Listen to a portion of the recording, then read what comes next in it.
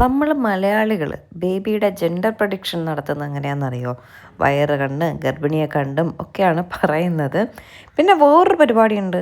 ഉണ്ണിയപ്പച്ചട്ടിയിൽ ഉണ്ണിയപ്പത്തിന് കോരിയൊഴിക്കുമ്പോൾ ആ ഉണ്ണിയപ്പത്തിൻ്റെ ഷേപ്പ് നോക്കിയിട്ടും പറയുന്നവരുണ്ട് ബേബി ഗേളാണോ ബോയ് ആണോ എന്ന്.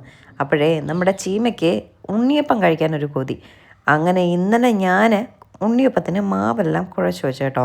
അപ്പോൾ മാവ് ചെറുതായിട്ട് കട്ടിയായി പോയോ എന്നൊരു സംശയം. അമ്മ കുറച്ച് ലൂസാക്കാൻ പറഞ്ഞു. എന്നിട്ടും കേൾക്കാണ്ട് ഞാനും ചീമയും കൂടി ഉണ്ണിയപ്പം ഉണ്ടാക്കാനായിട്ട് കയറുക കേട്ടോ. അപ്പോൾ ആദ്യത്തെ ഉണ്ണിയപ്പം ചീമ ഒന്ന് കോരി ഒഴിച്ച് നോക്കട്ടെ. ആ ഉണ്ണിയപ്പം ഏത് ഷേപ്പിലാണ് വരുന്നതെന്ന് നമുക്ക് നോക്കാം. ആ ഉണ്ണിയപ്പം കോരി ഒഴിച്ച് ചുട്ടെടുക്കുമ്പോഴേക്കും അഡീഷണൽ അതിൽ അവിടെ ഇവിടെയൊക്കെ ഉണ്ണികളും ഇങ്ങനെയൊക്കെ നിൽക്കുകയാണെങ്കിൽ അത് ബോയ് ആണെന്നും അല്ലാത്തയാണെങ്കിൽ ഗേളാണെന്നും ഒക്കെയാണ് പറയുന്നത്. എനിക്കിതിനെപ്പറ്റി വലുതായിട്ട് അറിയത്തില്ല. പിന്നെ ഇന്നിപ്പോൾ ഉണ്ണിയപ്പം ഉണ്ടാക്കിയല്ലേ, അപ്പോൾ പിന്നെ നമുക്കൊന്ന് പരീക്ഷിച്ച് നോക്കാമെന്ന് എഴുതി, അത്ര തന്നെ കേട്ടോ.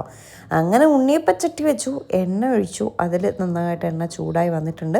ചീമത ഓരോ തവിയായിട്ട് കോരി ഒഴിക്കുന്നുണ്ട്. അങ്ങനെ കോരി ഒഴിച്ച് 5 കുഴിയിലും ഉണ്ണിയപ്പത്തിൻ്റെ കോരി ഒഴിച്ചു കേട്ടോ. ഇനി ഇത് മറിച്ചൊക്കെ ഇടണമല്ലോ. സംഭവം ഉണ്ണിയപ്പത്തിൻ്റെ മാവ് ഫ്ലോപ്പായി. അത് തിരിച്ചിടാനും പറ്റുന്നില്ല, മറിച്ചിടാനും പറ്റുന്നില്ല. ആകെ കൂടി കുളമായ കേട്ടോ. ആ ഉണ്ണിയപ്പച്ചട്ടിയിൽ അതിന് കോരി ഒഴിച്ചപ്പോഴേ കാര്യം മനസ്സിലായി. അങ്ങനെ ചീമ 2 കോരി ഒഴിച്ചപ്പോഴേക്കും മാറിയിട്ട് ബാക്കി അമ്മയാണ് കോരി ഒഴിച്ചത് കേട്ടോ.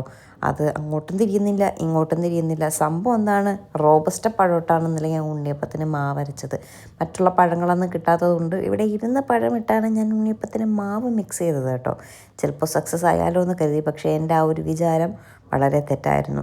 ഈ ഉണ്ണിയപ്പം പുറമേ കരിയുകയും ചെയ്തു, അകമേ വേവുകയും ചെയ്തില്ല കേട്ടോ. ചിലപ്പോഴൊക്കെ ഉണ്ടാക്കി ശരിയാവും, ചിലപ്പോഴൊന്നും ശരിയാവില്ല, അത് വേറെ കാര്യം. അമ്മ റെസ്റ്റ് എടുക്കാൻ പോയിരുന്നതാണ് കേട്ടോ. അവസാനം നമ്മുടെ ഈ ബഹളം കേട്ടിട്ട് അമ്മ വന്ന് പിന്നെ കുത്തിത്തിരിച്ചൊക്കെ ഇട്ട് തന്നു. പിന്നെ 1-2 പ്രാവശ്യം കൂടി ഞാൻ കോരി ഒഴിച്ചിട്ട് പിന്നെ ഞാനും പോയി കേട്ടോ. പറ്റുന്നില്ല, അത് ഇളവുന്നുമില്ല, അകവും വേവുന്നില്ല, ആകെ കൂടി ഫ്ലോപ്പായി.